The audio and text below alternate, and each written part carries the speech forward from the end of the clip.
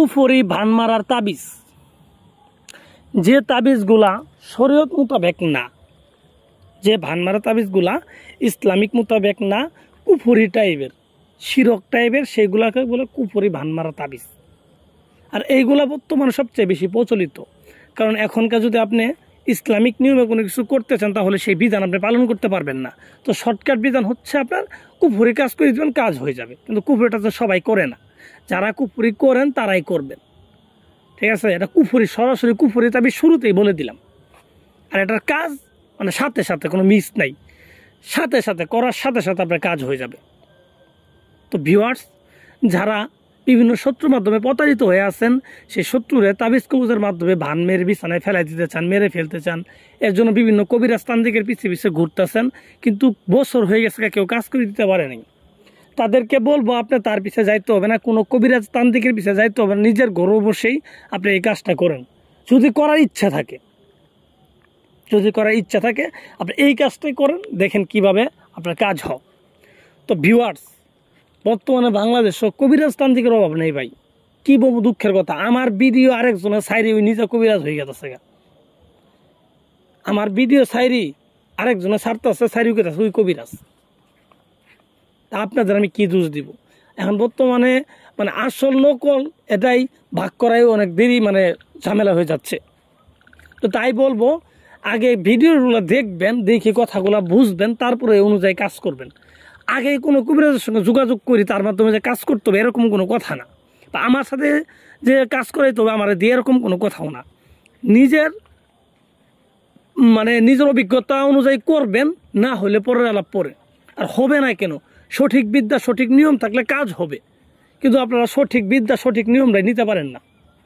তো তাই বলবো, যারা অ্যাকচুয়ালি এগুলো বান মারতেই চান, শত্রুর অত্যাচার সহ্য করতে হতে দেওয়ালে পিঠ ঠেকে গেছে, এখন আর অন্য কোনো উপায় নাই, তাহলে আপনি একটু এখানে সময় দেন, একটু ধৈর্য নিয়ে এই ভিডিওগুলো দেখেন, আর আমি যে নিয়মটা বলতেছি এই নিয়মটা আপনি শুনেন এবং এই নিয়ম অনুযায়ী কাজ করেন।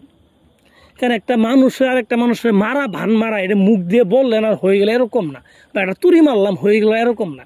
এর জন্য আপনাকে অবশ্যই পরিশ্রম করতে হবে এবং বিধানের যা যা নিয়মগুলো আছে এইগুলা জোগাড় করে কাজ করতে হবে।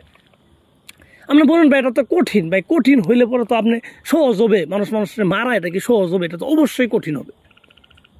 তো তাই বলবো, আপনাদের অনুরোধ করে বলবো, যারা আসলেও এই বিষয়ে ভুক্তভোগী বা বিপদে আছেন তারা একটু মনোযোগ সহকারে শুনেন এবং কষ্ট হলেও এই হিসেবে তাবিজগুলো করেন, কাজ হবে 100% ভাই, কাজ মিস হবে না। তো যাই হোক, আমি কথা বাড়াবো না। যে তাবিজটা স্ক্রিনে দেখতেছেন, এই তাবিজটা যে নিয়মটা আমি বলে দিচ্ছি, নিয়মটা আপনি শুনেন। এই তাবিজটা যে কাজ করতে গেলে নিজের ঘরে বসে করতে পারবেন। শনিবারের দিন যায় রাত্রে 11টার সময় এই কাজটা শুরু করবেন। নিজের ঘরে বসবেন, পশ্চিম মুখ করে বসবেন। মুখ করে বসার পরে যে ব্যক্তিকে মারবেন সেই ব্যক্তির একটা ছবি সংগ্রহ করবেন। সে ব্যক্তি একটা ছবি সংগ্রহ করে পশ্চিম মুখ করে সামনে আগরবাতি মোমবাতি যা যা আছে আসলে এগুলো সাজাবেন, ধূপ চলাবেন, চতুর্পাশে গোলাপ জল ছিটাই দিবেন, পুরো জায়গাটাকে একটা পাক পবিত্র করে নেবেন, ঠিক আছে? নেওয়ার পরে ওখানে বসবেন, কারণ এগুলো তাবিজের কাজ হোক, কুফরি হোক, শিরক হোক, এগুলো জিনের মাধ্যমে কাজ হোক। তো জিনগুলো এখানে তো আসতে হবে, তাই না? তারপরে তো আপনার কাজ হবে। তাই জায়গা সব পাক পবিত্র করে নেবেন, নিজে পাক পবিত্র হয়ে বসবেন এবং যে শত্রুকে মারতে চান তার ছবিটা নিলেন। নেওয়ার পরে যে তাবিজটা স্ক্রিনে দেখতেছেন, এই তাবিজটা শত্রুর ছবির অপর পৃষ্ঠায় লিখে দিবেন, অপর পৃষ্ঠায় সুন্দরভাবে লিখবেন। 2টা ছবি নেবেন, 2টা ছবির ভিতরেই আপনি এই তাবিজটা লিখবেন, ঠিক আছে? আর একটা লোকের কাজ করতে পারবেন, ঠিক আছে? একটা লোকেরই কাজ করতে পারবেন আপনি, 2টার কাজ করতে পারবেন না। তো এইভাবে ছবি নিয়ে পরে ছবির ভিতরে আপনি এই তাবিজটা লিখে তার নামটা লিখে দিবেন। তার বাবার নাম লেখার প্রয়োজন পড়বেন না, যেহেতু ছবি আছে সেহেতু তার নামটা শুধু লিখে দিবেন। লিখে দেওয়ার পরে এই ছবিটাকে লাল সুতা দিয়ে পেঁচাবেন গুল করে, ঠিক আছে? রুলের মতো গুল করে পেঁচাবেন লাল সুতা দিয়ে। আর যে সুতা দিয়ে পেঁচাইলেন ওই কালার কাপড় দিয়ে আবার পেঁচাই নেবেন, ঠিক আছে? এইভাবে পেঁচানোর পরে একটা তাবিজ নিয়ে শত্রুর যে ঘর আছে ঘরের চালের উপরে ছোঁয়াবেন। যদি ছাদ থাকে তাহলে ছাদের উপরে যে কোনো একটা মাধ্যমে ইট দিয়ে বা চাপা দিয়ে রাখবেন। এইভাবে দিয়ে আসবেন একটা তাবিজ, যেইভাবে হোক, যে কোনো মূল্য হোক দিয়ে আসবেন। দিয়ে আসার পর আরেকটা তাবিজ যে থাকবে সেটাকে আপনি যে কোনো একটা তেঁতুল গাছ চিনেন এমন কোনো লোক নাই, তেঁতুল গাছের নিচে 1 হাত পরিমাণ গর্ত করে এই তাবিজটাকে পুঁতে দিবেন।